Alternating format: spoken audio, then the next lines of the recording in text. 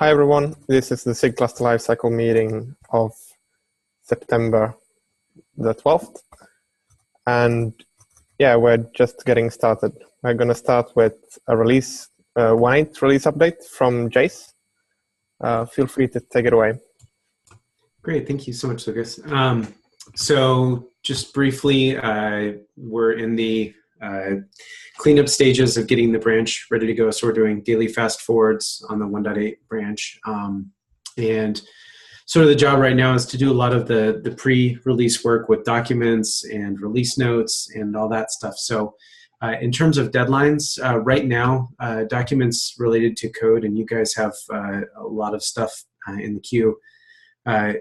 We want to be looking at tech review of documents. So if you've got documents in Kubernetes IO, those need to be reviewed and make sure that they look good for your stuff. And so timeline for this week, we're doing burn down meetings Monday, Wednesday, and Friday at 10 a.m. Pacific. If you want an invite for that, just PM me in Slack, JDMars, and I will add you to those meetings. And Wednesday marks the end of code freeze, which I believe we will stick to. And so that means that we'll do the final fast forwards of the release branch. And any changes after that to the release will be cherry picked in by the branch manager, who is Adam Worrell. And those cherry picks are going to be exclusively related to release blocking issues. So if it's just some generic fix or something like that, and it doesn't have an issue that's marked as critical or urgent, where those are going to have to be skipped. So right now is the time to, if you have any of those specific pull requests for 1.8, we should look at those now before we end code free, before the code freeze is over. There was a bot that went through and removed things out of the milestone that did not have the proper 3 criteria, which is urgency, a SIG, and oh gosh, what's the other thing? Urgency, the milestone, and the documents, the issue is either true or false. So those were removed from the milestone. So if you had some issues that need to go back in, please make sure that you review any issues you have that need to be in the 1.8 milestone. As of yesterday, we had 61 open issues, and all those are considered release blocking until they're resolved or taken out of the milestone. And if you go to bit.ly/Kate's18 release, you can see all of the breakdown of all these things that I'm talking about right now. So that's our running release notes for the burn down meetings. For specific issues for kubeadm, there is a tracking issue that Lucas created. Make sure that if there's anything that we need to know about kubeadm related, that it goes in there. And that is currently in the 1.8 milestone and milestone approved, so we'll be tracking that till the very end. And once we get to the point where we're going to cut the release, I assume that if all the issues are fine, we'll just close that or take it out of the milestone, and then we'll reopen for 1.9 and just do the same tracking for that. There are some great 1.8 milestone dashboards as far as testing goes. Those are also linked in the agenda that I shared with you moments ago.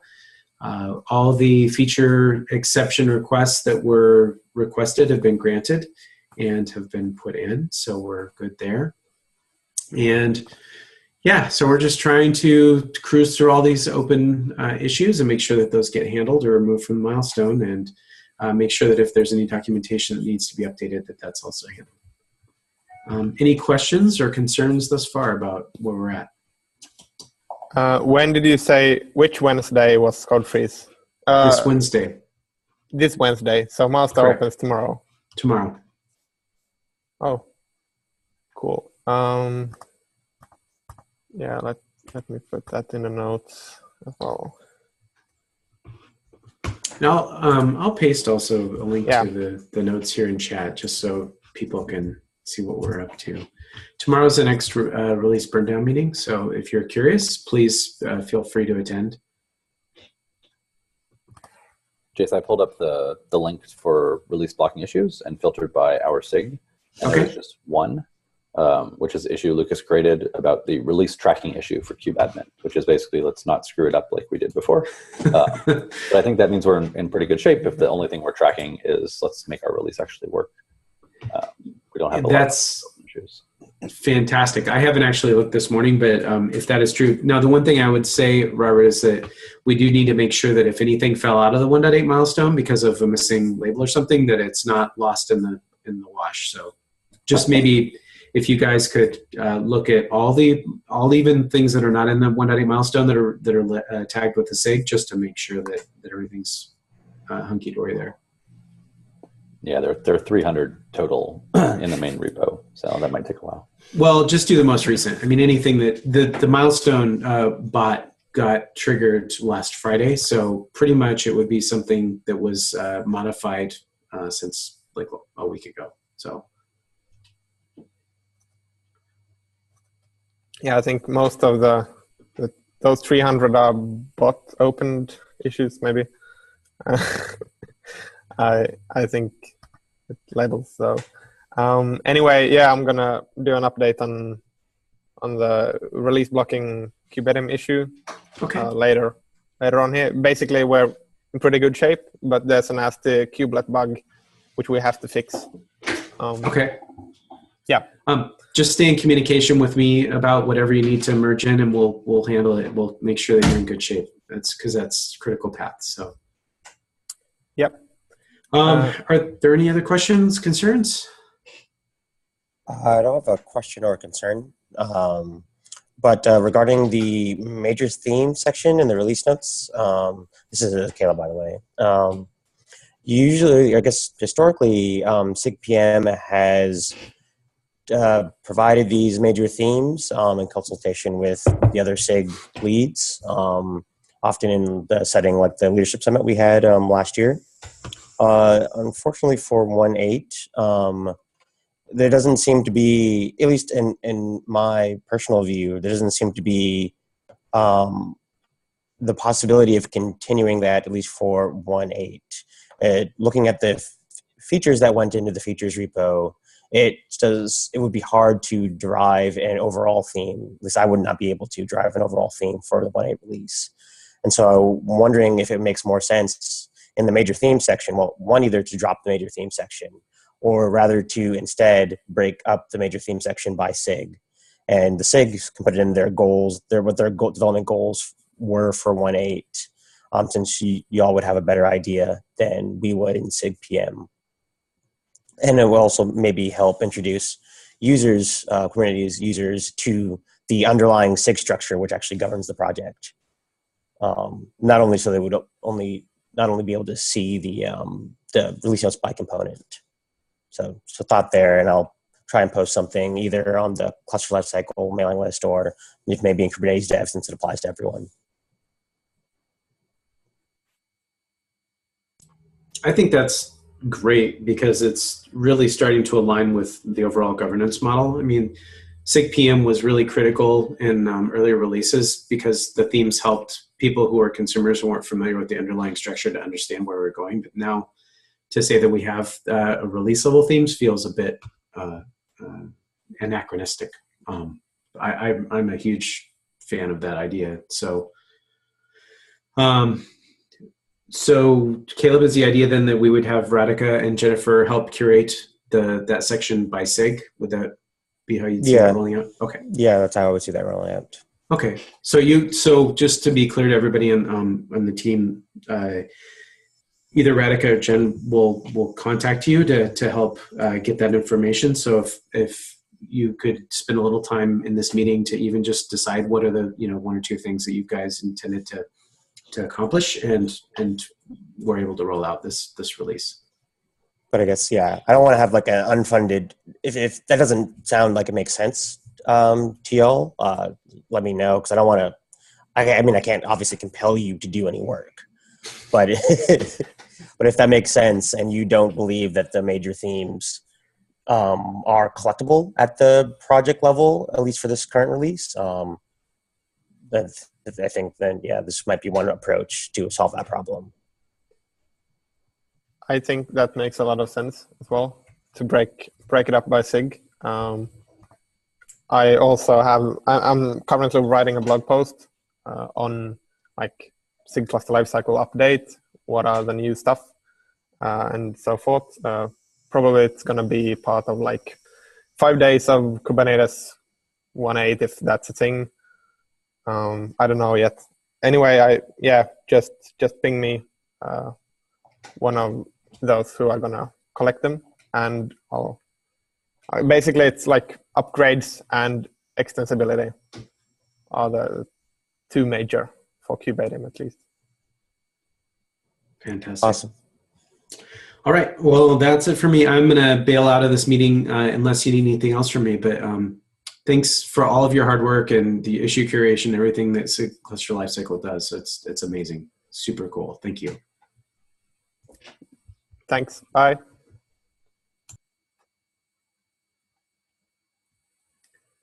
Okay. Do we have anything? Is John Bellameric here? Yes, I'm here. Cool. Hi. So I'm one of the maintainers of CoreDNS. We're another CNCF project, and one of the big things we're doing is we've built an integration with Kubernetes to be the in-cluster DNS, essentially a replacement for kubedns. And we're a single process written in Go, so it's a bit of simpler than having 3 different containers that kubedns runs today. And also, we're a general purpose DNS server as well, and so there's a lot more functionality and features and use cases that you can accomplish with it than you can with kubedns. And we've talked to Bowie and Tim, who are sort of the maintainers of kubedns, and they're open to the idea of using CoreDNS there, although there's no conclusion yet. But as part of that process, I wanted to see if we can integrate CoreDNS with the kubeadmin init process, or some other way that you could optionally deploy CoreDNS with kubeadmin, so people could start trying it out more easily than they can today. So I mentioned this on the Slack channel, and Matt, I believe it was, invited me here to discuss it here and see what the best option or best way to go about that would be. We had looked at doing a new flag to kubeadmin init. Somebody mentioned feature gates. I think it was Matt, and then I think Lucas said maybe it should just be an issue in the Kubernetes feature repository so that other deployment tools could pick it up and do the same thing. But I wanted to get the thoughts of the team here. So this starts to tread into a little bit of controversial territory in terms of DNS is an add-on for the cluster. And right now, kubeadmin installs it because installs DNS because it's required for the cluster to function, but doesn't actually sort of take ownership of add-ons as a whole, right? There are a lot of things we consider cluster add-ons that kubeadmin just sort of ignores and allows people to install after the fact. But it does install DNS because that's actually critical for the system to function. So I think, one option here, which you may not be thrilled about, is trying to actually solve add-ons properly in kubeadmin. And then using that mechanism to be able to choose, kubedns versus CoreDNS. That seems unlikely to land in the 1.9 timeframe, which is why I said you might not be happy with that solution. And so I think, in the short term, if this is something that people want to play with, like making a flag or a feature gate seems reasonable. But I do think that in the long term, like we should be solving this sort of the quote proper way using the add-on mechanism that we haven't yet built. So what we notice is that because kubedns, because it's such a central add-on, it's done differently than other add-ons. Yes, right. But the plan is to build a general purpose add-on mechanism that would be used by DNS, would be used by the Cloud Controller Manager, et cetera. Like even the sort of the quote critical system functions would still be managed by the add-on code that doesn't exist yet, like I said. Joe, did you have something to say? Yeah, I think Tim also wanted to say something. I think I do agree that we need to approach the general add-on issue, but I think we can scaffold it out. I think we can probably decide on like a -- add-ons flag that takes a set of strings with the default being Kube DNS, and then we have like a switch statement somewhere that says, okay, we can do core DNS, and this is all done in code versus a generic system, right? And then over time, actually sort of back, and we can mark that flag as alpha, and because we might change it, but that's enough to at least hint towards starting to build towards a more generic add-on system without having to sort of swallow the whole thing at once. I like that a lot. I also, I wanted to kind of lean against the idea of feature gates. I think they've been overutilized currently, and the way the binaries have been smashed together, the feature gates will propagate to other components that have nothing to do with this. So it becomes confusing to folks who are trying to rationalize what is the dependency graph of this component. If they're not familiar with Kubernetes, what are the dependency graph of this feature on this component, right? Lucas? Regarding that, I mean, I don't understand why feature gates were implemented the way they were. Basically, you just put we're out of that process or that package. KubeADM has its own decoupled, but anyway, if you add the feature gate to kubeproxy, it will show up in the API server, like you said. That doesn't make sense at all. Anyway, if we think that core DNS will be the default in, are we sure that core DNS will be the default in 1.11? I think that's a crucial question here. It depends upon testing enablement, really, right? If there's enough thumbs up and people feel comfortable and it's been thoroughly vetted, then I think the answer might be maybe, as long as the key stakeholders, namely Tim, I think on this front, are okay with it. So I think there's an aspect that we're kind of missing here too, is that we need to enable testing of this. Yeah, Lucas, I would say it sounds like that John has gone and talked to the SIG networking folks, and those are the people that would decide if this should be the default or not, right? So I think the question here is, should we allow it to be turned on optionally so that we can start testing and help them get them data about whether it should be the default? And from what John said, it sounded like they were open to that. So I think if we just CC them on the issue and say, this is why we're doing it, then it sounds like then they have the chance to say, we don't think that's a good idea at that point. So I think I think we should then, if the long-term plan is to use core DNS in some way in the future, I think a feature gate makes a lot of sense, and then do as it is the current exception of DNS, and then spec out add-ons separately. This is something actually that was updated today and yesterday from Brian on a SIG mailing list. And if I understood this correctly, there's gonna be some work in this area. Maybe not directly on add-ons. I'm not sure.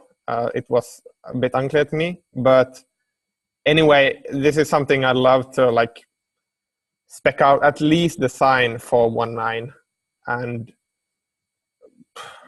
I haven't talked to Justin lately, but I mean, I think he was working on it at some point in time. Also, he said we might want to just use what COPS does as a minimum viable product, try to move that into the API and just see where we stand and then move from there.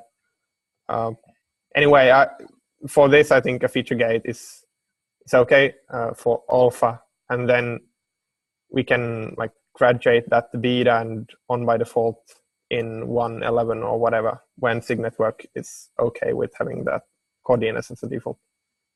Right, or maybe it never graduates to the default and we just always leave it as an option. I think that's perfectly fine too. So if the feature gates get propagated to all the different components, does it make sense to be a feature gate or a separate flag? So KubeADM was implemented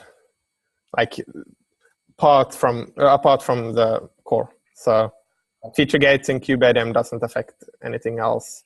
Okay. And we should do the same for the other features as well. The other components, it's just a mess. Right. Okay, so we'll go ahead and then implement that as a feature gate. And in that case, we'll try to get a PR out there before too long. I know Sandeep, who's on the call, was working on it already as a flag, so I think switching to a feature gate shouldn't be too hard. No, yeah, that works well. I do think that we should have a features issue for this. Anyway, like if SIG network decides that this is the way we want to go, we want to deprecate what we have in Kubernetes/DNS and use core DNS instead, then we should like advertise that to the general community and say like this is the long-term plan here.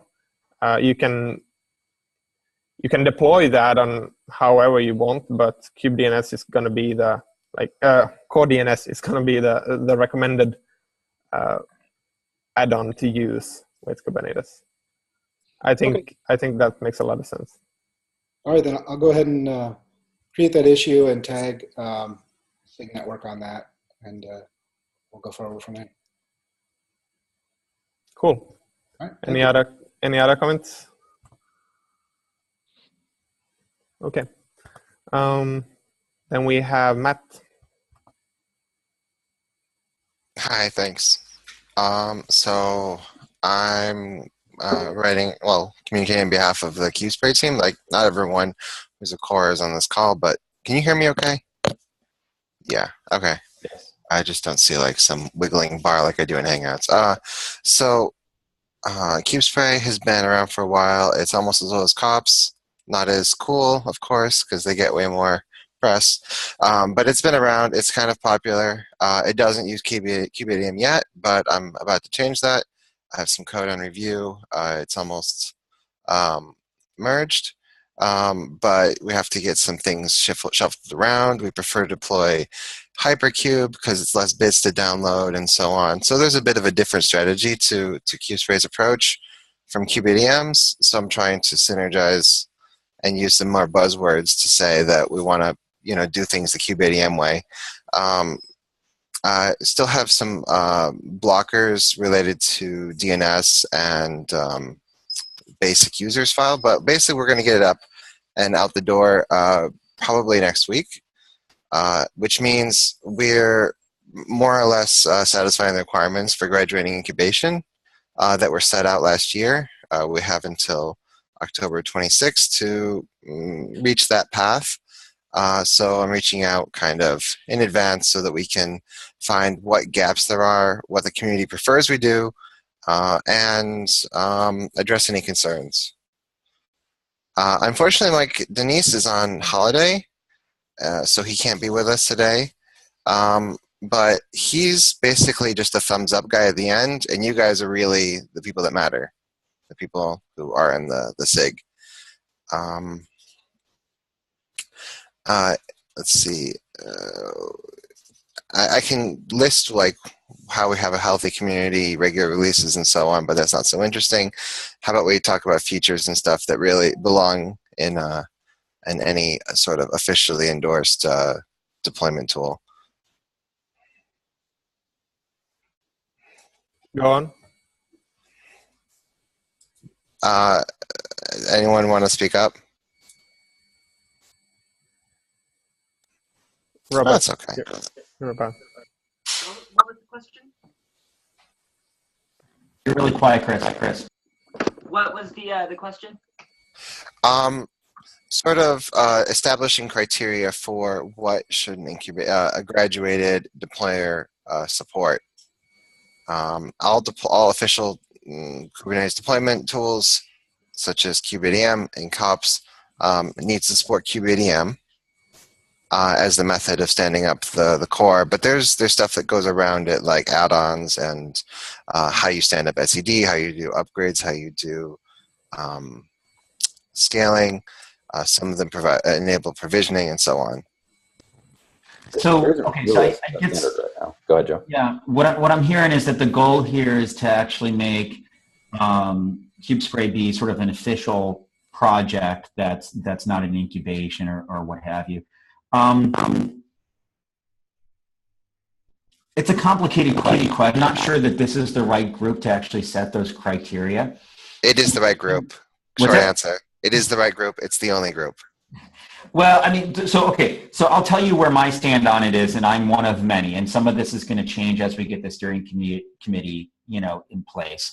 I'm not a huge fan of the incubation project in general. I'd like to see Kubernetes, the organization, be smaller and more targeted. I don't think we necessarily have to bless these things as much as as much as we are. I think that there's plenty of room for folks to sort of form their own projects, their own associations. I don't think we're necessarily going to have a sort of soup to nuts official installer. I just think that there's too many variations in opinion. Even KubeAdmin is on the bubble, and there are people who are not a fan of KubeAdmin being an official part of the project. I think the reason why, in my mind, it's a little bit different is that our explicit aim is to build a toolkit that enables a lot of other scenarios. If we were just doing the sort of KubeAdmin and init and join flow, I think we'd have a much weaker case versus saying, okay, we really want to have a toolbox that enables folks to do a lot of stuff. And so because we're building to that, it ends up being sort of a platform level thing versus an end user facing thing. So I think I'm really uncomfortable with anybody in this group or in the steering committee actually playing favorites and making, and anointing winners with respect to how to actually install and manage Kubernetes, especially since there's so many commercial interests across everything that's happened in Kubernetes. That being said, there are projects like COPS that are already in that situation. And so we do have this sort of, we've already sort of started biting that off. There's a question for how do we want to handle this stuff moving forward? How do we want to actually establish what are the requirements for incubation, graduating from incubation? How do we list and recommend these things? And we're going to have to deal with the fact that we already have projects like COPS that are in that situation. Now that's my opinion. Just to be clear, there are other folk that are leaders in the community that have different opinions. The current incubation project, as it's documented, states that to graduate you need to have a track record and a sponsor from the top level owners. Updating that, taking into account the steering committee, is probably something that's going to be on the backlog of stuff for the steering committee to take care of after it's actually seated after the elections that are happening right now. Joe, can I get a word in? So sorry, so I'm done. That's my spiel. Okay, so you just said we shouldn't pick favorites, although COPS went through incubation and graduated and is official and bypassed the incubator project in some degree, but that's okay. And so nothing's been announced that incubation has changed. There are a list of criteria, and the SIG should approve it. The SIG can still set requirements. What would you like to see? Meanwhile, the board hasn't changed their position officially, hasn't announced it. We should really, proceed as if the board's inaction counts as approval. So again, this is my opinion. So my opinion is that I don't think that SIG cluster lifecycle should be approving any projects, and I was not an participant in moving COPS forward through this process. Part of the problem here is the thing that says SIG should approve. How do we approve it, right? We don't have enough governance in SIGs to actually be able to say this SIG approves or what have you. We have SIG leads, but SIG leads are really more of a advisory sort of facilitator type of role, right? We don't have an official set of members that can vote in terms of actually what happens inside the SIGs. And so a lot of and what you're seeing here is so many of the processes for how Kubernetes has worked in the past have been sort of ad hoc hidden power structures for getting approval. And that causes the frustration that you're feeling right now. And I totally understand that. The thing that we're trying to do with the steering committee is actually bring this stuff out of the shadows and make it official and have named people and processes for doing this stuff. I don't know what to tell you right now. What I can tell you is that, like, over time, I really want to bring clarity here so that you don't feel like you're working with a process that's not clearly documented, because you're not the only one feeling that. That's the one thing. The other thing is, like, okay, what do we do now? My personal opinion is I don't want to make the problem worse by expanding scope for Kubernetes to eat up more and more and more and more. Other people feel differently. We do have the issue with stuff like COPS that's already official. I'm not going to stand in the way if other people want to help assist to sort of make this stuff happen, because I don't feel like it's my place before the steering committee is in place to really sort of, try and change things. I'm just not going to enable it personally myself to be able to do that. So I have two questions, Joe. One, if people want to have code that's affiliated with Kubernetes, that's owned nominally by the CNCF, which is kind of what you get by being in the official repo, do we have another place where they can go? Right? You said people can set up their own projects, their own communities, but where is that? So the whole own the CNCF thing is a question, because that's a two-way relationship, and I don't think we've been super clear in terms of what are the rights and responsibilities for having, who has access to the COPS Twitter account? Is it the CNCF marketing? I know Chris does, right? Who controls usage of the Helm logo, right? We don't have clarity around this stuff. And when stuff is part of the CNCF, it's not just ownership of code, it's a two-way relationship. And I don't think we've been super clear and crystal clear about that stuff. And so I don't want to have, Kubernetes through the CNCF sort of have a bunch of sort of, varying degrees of special agreements between different products, right? And I think we have a mess right now that we have to clean up. I don't know. I mean, my gut here is let's not make the problem worse until we can actually really really define sort of a workable system moving forward. Okay. I Joe, can't tell you that I've been involved in like K-Sonnet is a community project, but we didn't go through the incubator project process because we feel like we can be just as effective without having to actually go through and do that. We have people submitting code. It's an Apache 2 license. It's DCO. Over time, the ownership of that becomes so commingled that it might as well be nobody can do a license it or anything like that. So it's messy. I just don't want to make the problem worse until we can figure stuff out. That's my personal opinion, though. So, I'm not gonna stand in the way of anybody. Okay, I don't want to waste any more time of the SIG, but I have two quick questions for you, Joe. One, what happens on October 26th where inaction leads to this project failing incubation? And two, are you the source of authority on all things incubation, or is this just your personal opinion or secondhand information? This is my opinion. I've seen other projects, looking to graduate incubation. What I would do if I were you is I would send mail to the So number one is if you can find somebody else in the top level owners to actually help, sponsor this thing through. That's we have fine. a sponsor. He's just on vacation. So Mike's not in top level owners. Okay, and Brian Grant. Okay, so if Brian's willing to rubber stamp, that's Brian, right? I mean, I'm not going to stand in the way and try and block Brian from doing this stuff. Brian doesn't have the same concerns that I do around this stuff, but I'm not going to, I'm not going to, the other thing that I think is totally reasonable for you to do is to say, hey, look, we have this clock that's ticking with respect to incubation. There's a lot of stuff in flight with the steering committee. Can I at least get some approval that, hey, can we put some of that clock on pause until we can get some more clarity from the steering committee? That's something that I would be totally willing to support. I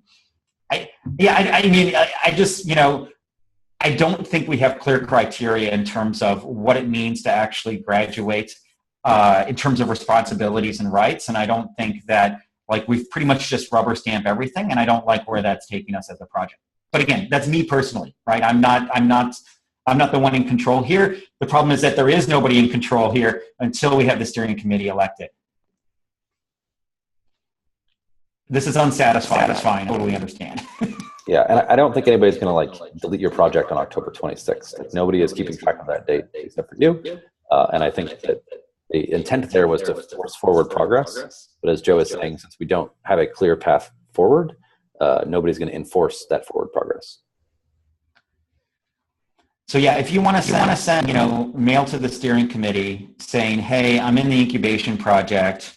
There's a lot of stuff going on.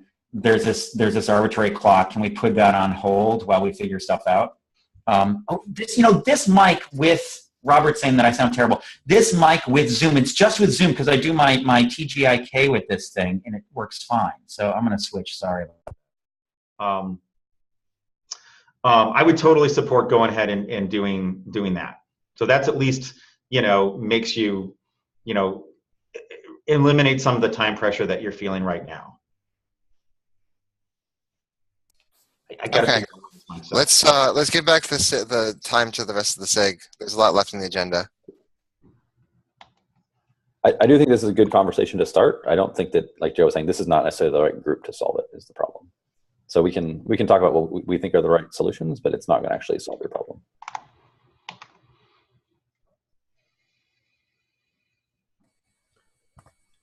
Okay, let's proceed then. Chris had an option.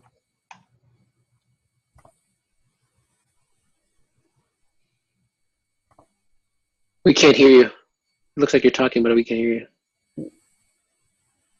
So I'm not the only one having mic issues? Can you guys hear me now? Yeah, now. Okay, cool. Do I need to talk louder? No. Okay. So after facing a lot of the same frustration that we were just talking about in COPS, I decided to write Kubicorn to get me out of all this stuff. So Kubicorn is not, and more than likely will not ever be, official Kubernetes anything. It's mine. I make all the rules. If you don't like it, sorry, not sorry. So that's kind of what I'm dealing with now, and I'm giving an update because we are getting a lot of interest in it, and a lot of people are moving over to the project, and people are thinking it's a good idea, I guess. So where we're at is I have intentionally said we are not going to make a release until we have a core set of features done and testable.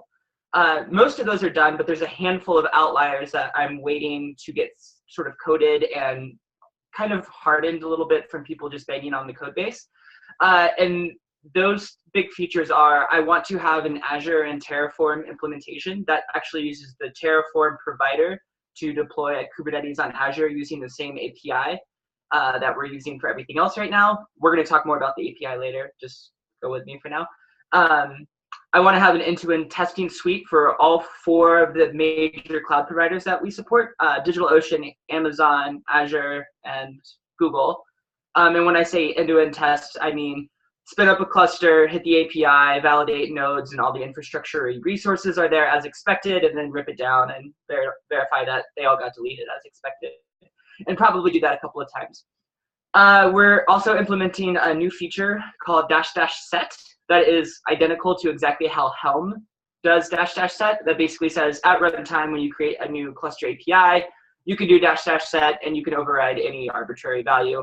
And it just follows like the JQ syntax, like you just, top level directive dot next level directive dot third level directive, and I want to set that equal to true or whatever. So those are the big ones. Also, we're implementing with Heptio's Arc. So again, like this is my idea and it's crazy and most people disagree with me, and that's why it's my project and not in Kubernetes incubator. But we're going to attempt to allow a user to grab a copy of the application stuff using Heptio's Arc and also grab a copy of the infrastructure stuff using Kubicorn, stick all that into one monolithic tarball and say, here's your Kubernetes cluster, top, middle, and high layers, or top, middle, and bottom layers. And you can go and pass that off to another user. They will be able to recreate your infrastructure and your apps. And if you wanted to tweak some sort of, like maybe you want to call it a different name, or you want to run it in a different cloud, or you want to adjust your node pools or whatever, you can do that as well. So those are kind of the big blockers for version 1.0. Again, we purposely are not doing a release right now because I kind of went down the story with COPS when we released version, I think 5.4, I want to say. And all of a sudden our feature cadence came to a halt because we were so busy supporting bugs that we didn't actually get to code any more features in. So trying not to make that same mistake again. Lucas had mentioned something about end-to-end testing in Amazon. I have some ideas and opinions around that, and we certainly can look at what it would take to bootstrap a cluster with KubeADM and Amazon. And we have some pretty large amounts of flexibility as far as what we want to test. So any way we could help out, I'm happy to do that as well. Yeah, basically I've been looking into how federated testing works, like getting my head around like what JSON files needs to be where and what artifacts to upload, what metadata to use, all that. It's currently like it's not documented anywhere, as far as I know. So I just started looking at the like source code that scrapes it, and then also like the existing data that we have. I think I have now a pretty good idea of what it looks like, and I'm currently working with SIG testing to like probably eventually get some real docs in place. Maybe even at Kubernetes.io, like here is what you need to do to upload the things. It's testing in cluster, so I mean it's just a regular image with kubectl and e2e.test. So you just submit a job to the cluster and it will work.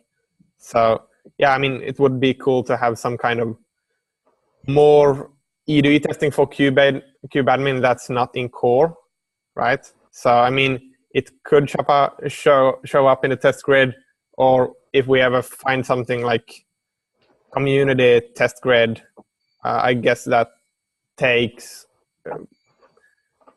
somewhat an open source version of the test grid, which is closed source, still as far as I know. So, but anyway, so we can make those results public in some way. I mean, I know you spawned a discussion a month ago or so on that. So I just wanted to follow up, and I think we're getting in a pretty good shape soon. Okay. Yeah, I think that would be great. I mean, if we just want to demonstrate that, like, we have a handful of instances, they can route to each other, and we execute on the command line or in a bash script, kubeadm, your flag's here, and then next thing you know, we can hit the API. I think that's a really, really valuable test to just run, and I think it's relatively cheap as well. Cool. Yeah, I mean, I'm working on E2E testing for kubeadmin specifically as well, and of course it's like obviously under-tested. Like, I mean, it's getting better, but I mean, still anything like that does the things that kubeadm does, we'd need like 100 test suits, and it would be too little anyway. So if we could somehow, like, that's why federated testing is so important. Okay. Cool.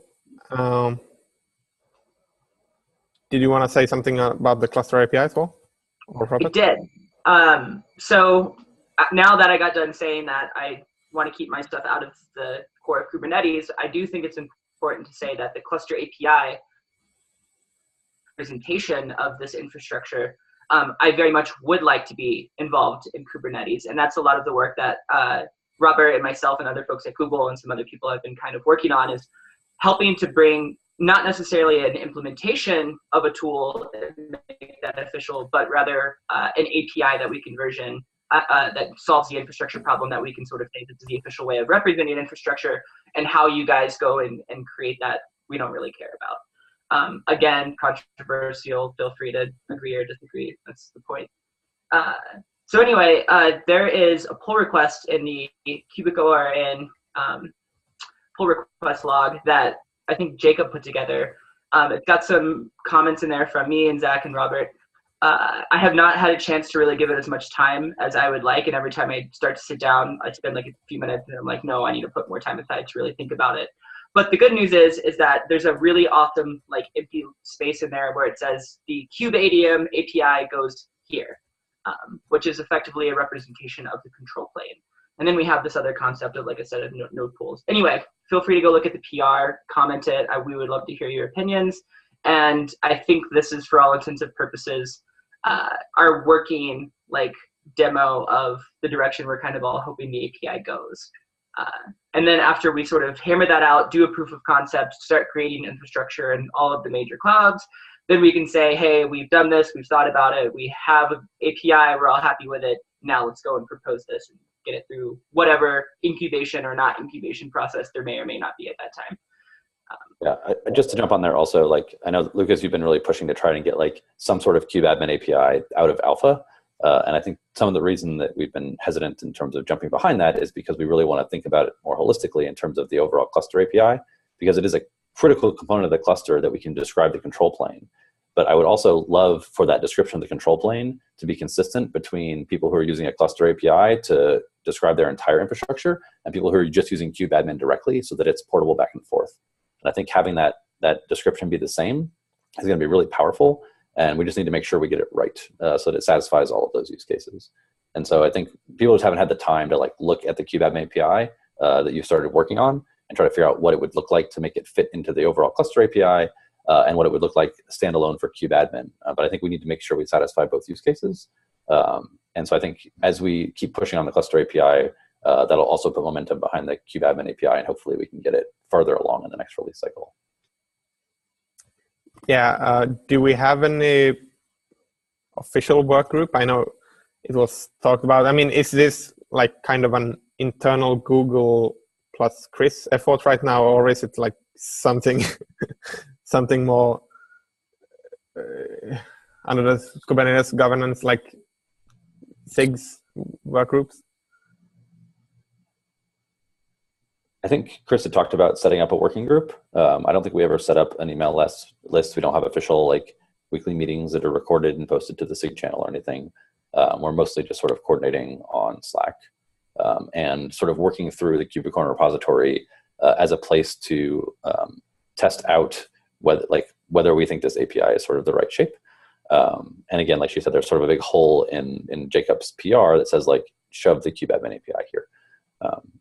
So yeah, so that part hasn't really been worked on at all, if that's the part you're interested in. Yeah, so basically like, in order, I mean, I would love to move forward on, as you said, like the kubeadm API, which is basically a representation of the control plane, as should be. And yeah, I mean, just how can folks get involved in this process? Like, in order to make that happen, probably like make a alpha 2 of the kubeadm API in 1.9 or whatever to get a proof of concept. Then whatever, hopefully push the beta in 1.10 or whenever we feel ready, right? Yes, exactly. I think that's the goal.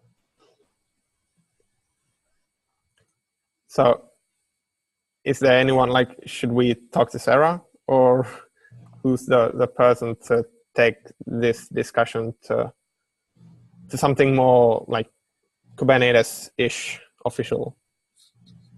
Are you asking if we should set up a working group?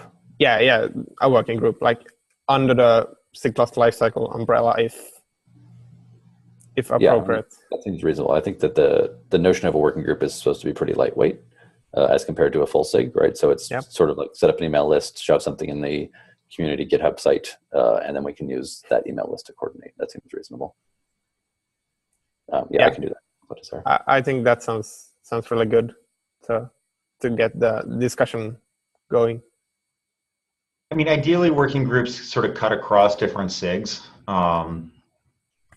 So I think there's a little bit of a question around that. I mean, this does cut across maybe some of the sort of cloud provider specific SIGs as we start looking at the cloud specific stuff. So maybe that's the motivation for pulling it out.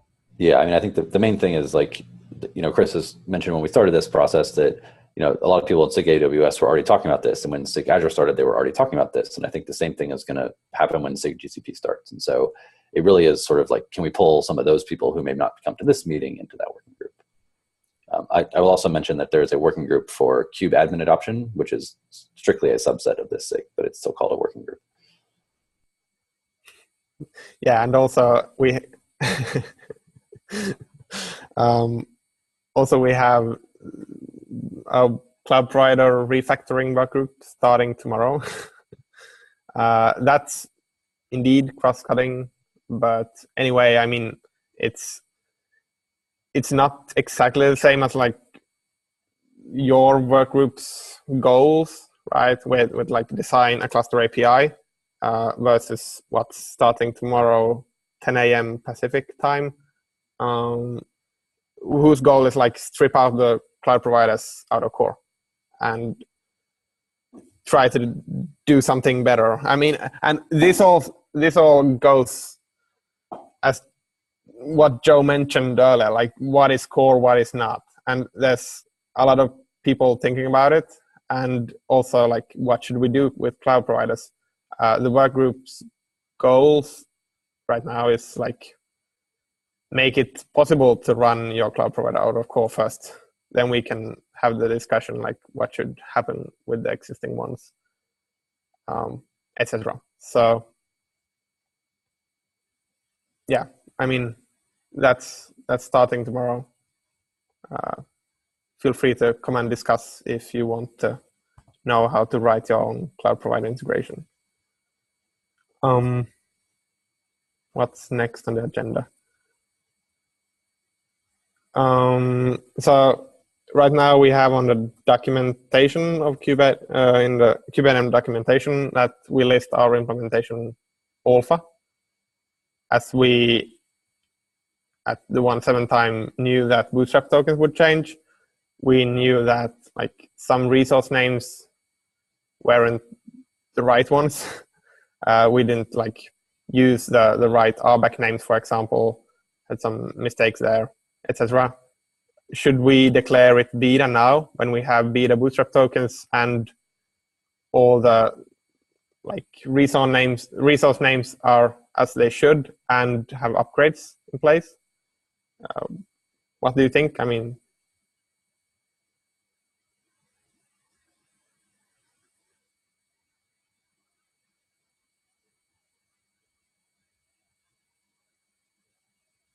Joe is thinking frequently. I have no opinion.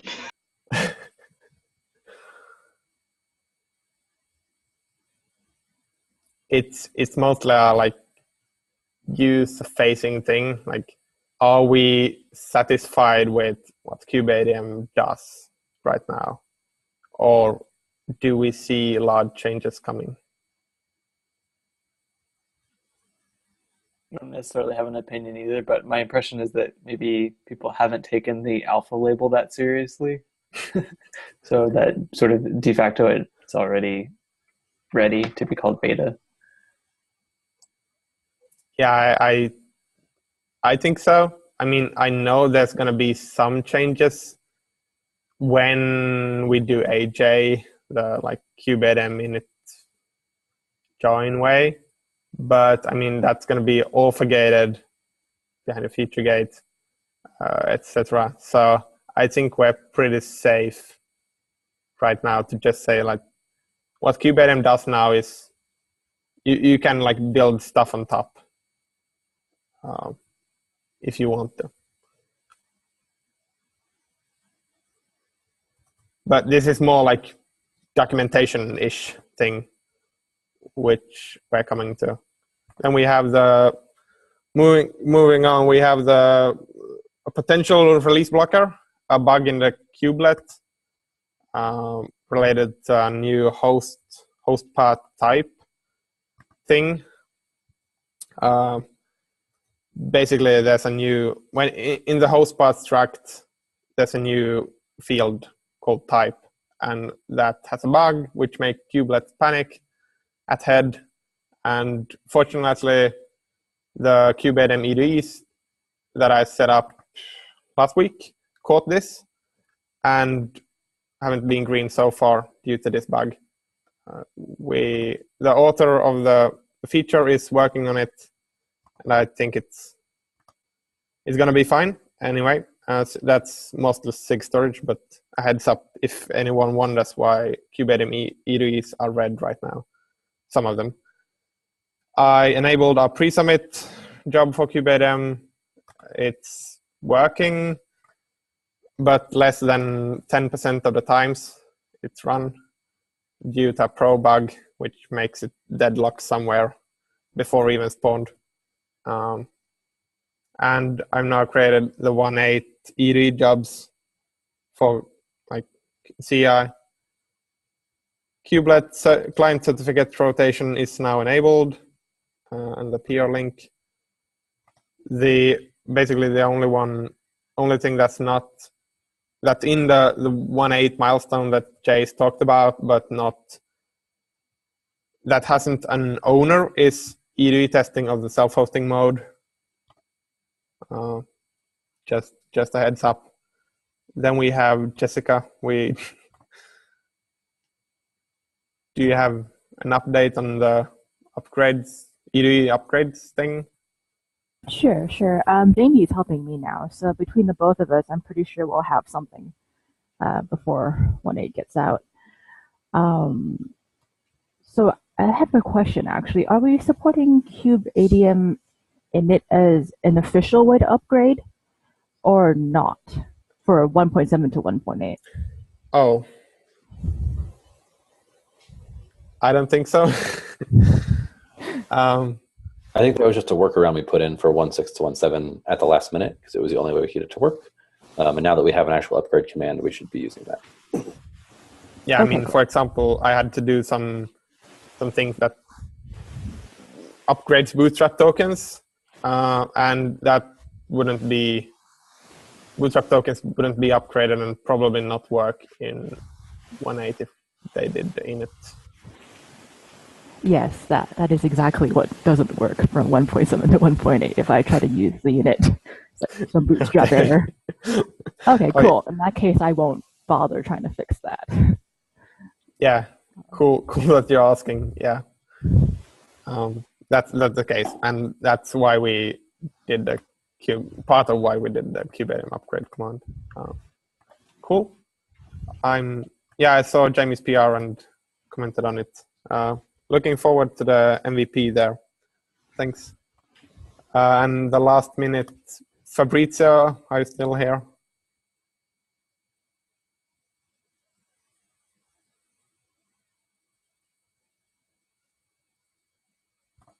Maybe not. Chris.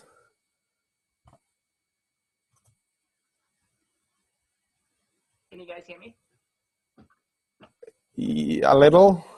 Okay, I can just yell. I'm sorry, I don't know why my microphone is being weird today. So yeah, I was just wondering if we had talked about the future of kubeadm in regards to high available Kubernetes clusters recently. We have beaten this horse sufficiently to death. Okay. There's a tentative plan that I think Lucas could probably elaborate on that we've been talking about we have a call tomorrow that we do just HA self-hosting and upgrades, which we could probably go into more detail there then, because we're actually out of time, I think, right now. Yeah. It's at the top of the list, Chris. So okay. That's all I wanted to know. And if there's another call, I'll join it and ask more questions then. Yeah, that's my top priority now that upgrades are in for Q4. Anyway, documentation update. If we sneak this last thing in, Matt, did you have cycles to work? Sounds like me and Michael both have things in progress that should land by tomorrow. Cool. Yeah, that's just ping me and I'll review. Okay. Michael, where you? Yeah, same here. Yep. I'll ping you. Cheers. Cool. Then we can call this a day and finish exactly on time, at least with my clock.